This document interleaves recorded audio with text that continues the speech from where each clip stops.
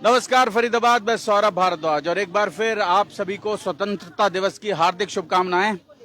भारत में रहने वाले लोगों की आवाज लगातार उठाते रहे हैं लोग, लेकिन आज यहाँ जो एनिमल्स हैं उनके अधिकारों की आवाज को लेकर लोग इकट्ठा हुए हैं। और आप देख सकते हैं आजादी का ये दिन केवल इंसानों के लिए नहीं, जो जीव जंतु हैं, पशु पक्षी हैं, उनकी आजादी के लिए भी यहाँ लोग एकत्रित हुए हैं। और बड़ी तादाद में, सैकड़ों की तादाद में लोग यहाँ पहुंचे हैं अपनी वॉइस ये जो लोग अपनी आवाज नहीं उठा सकते, जो बेजुबान जानवर हैं अपनी आवाज नहीं उठा सकते, उनके लिए बोलने के लिए लोग यहाँ पहुंचे। क्या नाम आपका?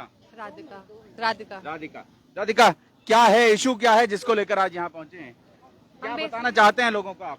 हम ये बताना चाहते हैं कि जैसे इंसानों को जीने का हक है, वैसे ही हर जीव को जीने का हक है। भगवान ने सबको इक्वली राइट्स दिए हैं इस लाइफ में जीने के लिए। अगर उनको जीने का हक ना होता तो भगवान उनको बनाते ही नहीं। पहली बात तो अगर उन्होंने उनको बनाया है तो हमारे को कोई राइट नहीं है कि हम, क्योंकि हम इंसान हैं, वो बोल नहीं सकते तो हम उनकी राइट्स उनसे छीन सकें, तो दिस इज नॉट राइट। तो हम इसी के लिए यहाँ पे, मतलब बेसिकली हम इसको प्रोटेस्ट तो नहीं कहेंगे, हम ये कहेंगे कि हम बेसिकली इस चीज को, अपने मैसेज को आगे पहुंचाने के लिए आए हैं कि हम वो नहीं बोल सकते हैं तो हम उनकी आवाज बनने आए हैं कि ये सब गलत है। तो अभी क्या इशू चल रहा है? अभी बड़ा लोग परेशान हैं पूरे शहर में कि गलियों में जहां पहले 2-3 कुत्ते होते थे वहां अब 10-10, 12-12 कुत्ते हो गए हैं। कुत्तों की तादाद लगातार इस शहर में बढ़ रही है। मैम, क्या नाम आपका? रेखा जेटली। मैं एक संस्था से भी जुड़ी हुई हूँ पशुओं की, और मैं एक एजुकेशनिस्ट भी हूँ। देखिए, मैं ये कहना चाहूंगी कि जो ये सिचुएशन आज आई है, हर गली में 10-10, 12-12 कुत्ते आप कह रहे हैं बढ़ गए हैं, तो वो किसकी नेग्लिजेंस कही जाएगी? ये एमसीडी की टोटल नेग्लिजेंस है। एबीसी रूल उन्होंने कहाँ अप्लाई किया? स्टरलाइजेशन, वैक्सीनेशन उन्होंने कहाँ किया? आज की डेट में हम जैसे लोग अपनी पॉकेट से स्टरलाइज करवाते हैं, वैक्सीनेट कराते हैं, उन्हें फूड प्रोवाइड करते हैं। फरीदाबाद, आपकी जानकारी के लिए बता दूं, जिन लोगों को, जिन एनजीओज को सरकार ने ठेका दे रखा है, एमसीएफ की ओर से ठेका दिया गया है कुत्तों की नसबंदी का, वो एनजीओज भी लोगों से पैसा मांगते हैं। रेखा जी, बिल्कुल सही आपने कहा। जो एनजीओज हैं, इवन वो स्टरलाइजेशन के लिए हम अपनी पॉकेट से उन्हें पे करते हैं और तब हम उन्हें स्टरलाइज कराते हैं। जहां से भी स्टरलाइजेशन होता है, even we pay 5,000 rupees also for the sterilization of these dogs and for vaccination throughout the year हम उनको वैक्सीनेट करवाते हैं। तो यहाँ पर गवर्नमेंट की नेग्लिजेंस है। गवर्नमेंट का रोल कहाँ पर गया? जब ये जानवर है, इनकी रिस्पॉन्सिबिलिटी गवर्नमेंट की है। आप देखिए, सड़कों पे गाय, नंदी कितने भटक रहे होते हैं। एक्सीडेंट होते हैं, आप कहते हो एक्सीडेंट होते हैं, इनको सड़क से हटा दो। इनको इस सड़क पे आने के पीछे कौन जिम्मेदार है? गौशालाएं जो बनाती है, गवर्नमेंट फंड करती है, उनके हालात देख लो आप जाकर। इतना हॉरिबल कंडीशन उनकी होती है। फंड कहाँ जा रहा है? आज ये जो शेल्टर ऑफ पाउंड की बात कर रहे हैं, जो शेल्टर बनेगा, सपोज करिए करोड़ों करोड़ों रुपए लगेंगे, वो किसकी पॉकेट में जाएंगे? क्या सच में वो शेल्टर बनेंगे? क्या सच में इन जानवरों को डिग्निफाइड लाइफ मिलेगी? ये सबसे बड़ा क्वेश्चन है। देखिए, हम अगेंस्ट नहीं है, हम कहते हैं हमारे इन जानवरों को एक डिग्निफाइड लाइफ दी जाए, इनको अच्छे से रखो, अच्छे से खाना दो, इनका मेडिकल करो, सब कुछ करो, ट्रीटमेंट दो। लेकिन क्या ये सच में होगा? हमारे जो जस्टिस महोदय हैं, उन्होंने 1 मिनट में एक फरमान जारी कर दिया और पूरे भारत में इन पे अत्याचार की लहर उठ गई है। क्या ये सही है? हमारा भारत धर्म जो अहिंसा पे बिलीव करता है, जो सनातन पे बिलीव करता है, क्या ये सही बात है कि इन बेजुबानों पे मार दो आप डंडा? क्या ये बोलेंगे? ये आपकी शिकायत करेंगे कि इन्होंने मुझे मारा?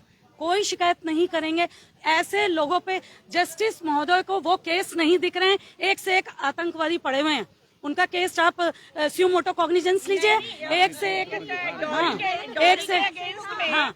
नहीं, मैं आपसे ये कहना, क्या नाम आपका? मैं नीरू केशव हूँ। मेरे फादर एक्स सर्विसमैन थे। आज मेरे को इसी उससे आना पड़ा यहाँ पे। मैं ये कहना चाहती हूँ कि जो इन्होंने एससी वालों ने जो कहता है रूल्स निकाले हैं, जो भी अपना वो दिया है, जो इतने डॉरी केसेस में जो औरतें तंग कर रही हैं आदमियों को, उसमें क्यों नहीं डिसीजन लिया गया? क्यों नहीं लिया गया है? और अच्छा, अब ये बताइए, ये कहते हैं कि रेप, मैंने आज तक जितने भी पाले हैं, मैंने स्ट्रे पाले हैं, और उसमें से या मेरे पास एक बच्ची थी, उसका नाम था टिन टिन। आज मैं सबके सामने, मेरी सब जने सुनेंगे मेरी लेन के भी, वो बच्ची को रेप किया गया था, तब मैं वर्किंग थी। मैंने उस लड़के की इतनी पिटाई करी थी, और उस बच्ची का वो 17 साल जी है, मैंने उसको 3 साल अपने घर में रखा है, क्योंकि जब मेरा पेट वो मरा है वो मेरे संग में रही है।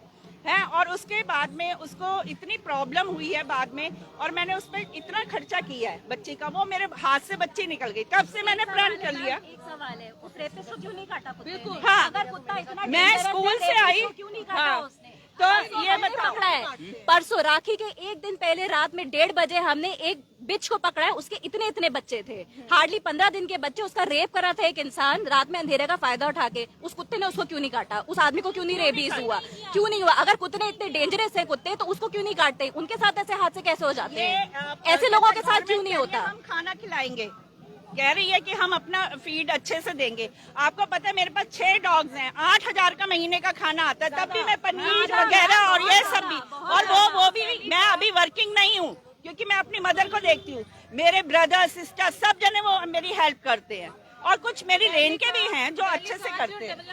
ज्योतिषी ठीक करते हैं, वो कहते हैं केतु ठीक हो जाता है, कुत्ता पालने से केतु ठीक हो जाता है। नहीं, श्राद्धों में रोटी कहाँ खिलाओगे? फिर तो यूज कर रहे हैं, फिर तो हमें यूज कर रहे हैं, हमारे कुत्तों को यूज कर रहे हैं, उसके बाद ये आवारा हो जाते हैं। सौरभ जी, सौरभ भूल गई, सौरभ जी आपसे ऐसे मिले एक बात हैं, कहूंगी, आपसे रहते हैं। जब तक डॉगीज छोटे होते हैं, मेरे यहाँ पे पार्क में 6-7 डॉगीज दिए गए, जब तक वो डॉगीज छोटे थे उनको उनके बच्चों को एंटरटेनमेंट के लिए फुटबॉल बना बना के खेला गया।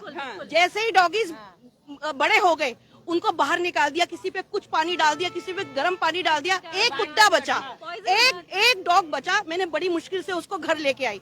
अब आगे सुनिए, घर वाले भी जो डॉग लवर है उन्होंने कुछ नहीं कहा, जो साथ वाले हैं उन्होंने अपनी सिक्योरिटी के लिए उन डॉग को रख लिया।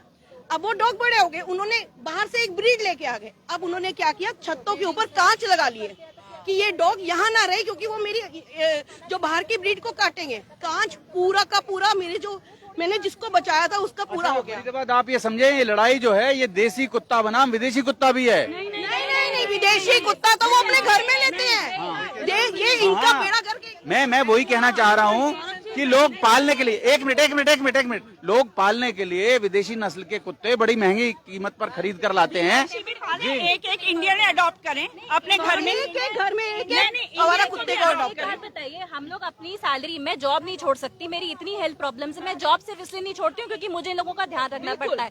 मैं टैक्स भरने के बावजूद जितना थोड़ा बहुत बचता है वो सब इनके खिलाने में, मेडिकल एक्सपेंसेस में खर्चा करती हूँ। अगर आप मुझे टैक्स बेनिफिट दें तो क्या मैं देसी कुत्तों को नहीं खिलाऊंगी? अगर सबको टैक्स बेनिफिट मिले, क्या देसी कुत्तों का कोई ध्यान नहीं रखेगा? ये पॉलिसीज क्यों नहीं है हमारे कॉन्स्टिट्यूशन में? हर रेपिस्ट को नहीं, एक minute, may I know your good name please? Gopali ji, tax benefit तो आमतौर पर मिलता ही है। जो लोग एनजीओ के माध्यम से कुत्ता पाल रहे हैं, एनजीओ को भारत का जो इनकम टैक्स एक्ट है उसके अनुसार उनको टैक्स में रिबेट मिलती है। एनजीओ को मिलती है, एकदम सही, आप ठीक कह रहे हो। सर लेकिन करने की जरूरत है, स्केल अप करने की जरूरत है, वो बहुत कर रहे हैं। हद तक करेंगे ना। आप गवर्नमेंट को जो फंड्स मिले हैं गवर्नमेंट के थ्रू, ये तो एनजीओ से, एनजीओ तो एक अलग हो गया ना। NGO is a non government organisation, it is not a government organisation. लेकिन जो गवर्नमेंट के थ्रू जिनको पैसा है, जिनको मिल रहा है, वो गवर्नमेंट वाले जो उनके मेन ऑफिशियल्स हैं वो क्या कर रहे हैं? हुआ क्या, मैं आपको छोटा सा जोड़ता हूँ, हुआ क्या, सरकार को आपने कहा, लोगों ने कहा कि पशुओं के लिए कुछ नहीं कर रही है सरकार, तो सरकार ने कहा हमारे पास तो ऐसी कोई बॉडी है नहीं, जो लोग एनजीओ चला रहे हैं वो हमारे पास आए और हम उनको एक जिम्मेदारी दे देते हैं। सपोज आप एक डॉग शेल्टर चला लें, और सरकार ने यहाँ जगह भी दी, उनको चलाने के लिए पैसा भी दिया, और ये कुत्तों की जो नसबंदी होती है इसके लिए भी पैसा दिया गया, और लगातार जा रहा है। 4 से 5 लाख रुपया, जैसा मुझे अगर नगर निगम के जो आंकड़े बता रहे थे, एक मिनट मैं आपकी बात पर आऊंगा। फरीदाबाद में जैसा मेरे सूत्र बताते हैं नगर निगम से, अब भी हर महीने 4 से 5 लाख रुपया केवल और केवल कुत्तों की नसबंदी पे खर्च होता है।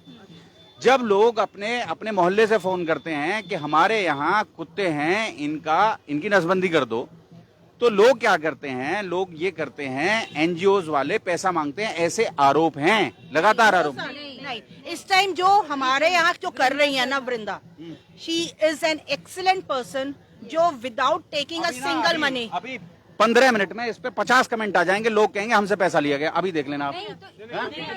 बिल्कुल सर, देखिए मैं आपको बताती हूँ, टेंडर ही अभी निकला है, टेंडर को निकले ही 1 साल हुआ है, 1 साल पहले ही तो टेंडर निकला है। हाँ, 1 साल के बाद की बात कर रहा हूँ मैं। नहीं, 1 साल से पहले हमारे सुप्रीम कोर्ट ने भी जो डायरेक्टली कहा है, कल जो रिस्पेक्टेड डॉक्टर अनुभव सिंघवी थे, उन्होंने कल वहाँ कोर्ट रूम से जो बयान दिया है कि बेसिकली ये दोष कुत्तों का नहीं है या उनके फीडर्स का या उनको संभालने वालों का नहीं है, ये दोष है अथॉरिटीज का। ठीक है, अथॉरिटीज आपको दिखा रही है कि वो 4-5 लाख रुपए दे रहे हैं, बट आपको एक्चुअल सिचुएशन एनजीओ बताएगा कि वो पैसा उसके पास आ भी रहा है या नहीं आ रहा है। सेकेंडली, दिल्ली का डेवलपमेंट आउटलेट जो है, दिल्ली का एक्चुअल डेवलपमेंट आउटलेट जो है वो 17,200 करोड़ रुपए है, और उन्होंने जो इन डॉग पाउंड्स का जो डेवलपमेंट का जो डॉग पाउंड्स क्रिएट करने का और उसका जो आउटलेट उन्होंने दिया है वो 10,000 करोड़ है। कहाँ से करेगी दिल्ली गवर्नमेंट, कहाँ से करेगी एनसीटी गवर्नमेंट इसे? यानी ये सीधे सीधे डॉग्स वो पाउंड में नहीं रखना चाहते हैं, इन डॉग्स को वो मार के खत्म करना चाहते हैं। सुप्रीम कोर्ट की जस्टिस ने ये भी बोला था, ये बयान दिया था कि जो ये डॉग्स जिनको रिलोकेट किया जा रहा है, ये अडॉप्शन के लिए नहीं रखे जाएंगे। क्यों नहीं रखे जाएंगे? क्या इनके वो शेल्टर होम में पड़े पड़े मार देंगे? इतना पैसा कहाँ से आएगा दिल्ली गवर्नमेंट के पास? जो रोड है उसमें गड्ढे हैं, सीपी जैसी जगह में यहाँ तक पानी भर जाता है और वो पॉश इलाका है। तो मना किया है सुप्रीम कोर्ट ने, कहा है विचार करेंगे उस पे आगे। हाँ, तो अब बोला है ना 11 अगस्त को जब वो ऑर्डर दे दिया, कितनी जगह से दिल्ली के इलीगली कुत्ते उठा लिए गए, उनको कौन वापस से वहाँ पे रिलोकेट करेगा? कहाँ से जो पैसा दिखा रहा है कि जो हमारे पास आ रहा है पैसा, कहाँ आ रहा है पैसा, कहाँ पे यूटिलाइज हो रहा है वो पैसा? क्योंकि फीडिंग हम कराते हैं, वैक्सीनेशन हम कराते हैं, स्टेरिलाइजेशन हम कराते हैं, उसके बाद बेचारे जब वो डंडे खाते हैं उनकी गालियां हम सुनते हैं। तो क्या कर रहा है एमसीडी, क्या कर रहा है गवर्नमेंट? कुछ नहीं कर रहा। हम फरीदाबाद में हैं, वी आर इन फरीदाबाद, हम फरीदाबाद में हैं और यहाँ एमसीएफ है। सिंपल सी बात है, पहले जो ये बेजुबान नहीं, पहले जो ये बेजुबान का रेप हो रहा है ना, इनको अरेस्ट करो। आप अंजू जी, आप समझ नहीं रहे हो, आप समझ नहीं रहे हो। देखो, एक मिनट ये चीज बहुत खतरनाक है। ये जो मतलब एक मानसिकता है ना, ये सोने भी नहीं दे रही है। बच्चे को देखा है मैंने, उस बच्चे को 3 साल देखा। यहाँ तक एक इंसान गिर चुका है। कहते हैं प्रोसेस करके एक वो यूट्रस का कोई प्रॉब्लम हो गया था, पूरा यूट्रस बाहर निकल गया था। ये मतलब यहाँ तक मानसिकता इतनी गंदी हो गई है। यहाँ पे ये चीज रखो आप। अगर हम पे चल रहे हैं जी, चलते हुए बात करेंगे। सर आप कैसे हैं? 15 हम तो पैदल यात्री हैं भैया जी। अब कहाँ जाएंगे? 15 सेक्टर जाएंगे। अब सब लोग 15 सेक्टर जाएंगे। सेक्टर ऑलरेडी मार्च निकल चुका है। अच्छा, निकल चुका है। तो फरीदाबाद रास्ते से जोड़ेंगे आपको। आप देख लें, तमाम श्वान प्रेमी यहाँ हैं और आइए जोड़ेंगे फरीदाबाद आपको शहर की ऐसी और महत्वपूर्ण खबरों के साथ। बहुत बहुत धन्यवाद।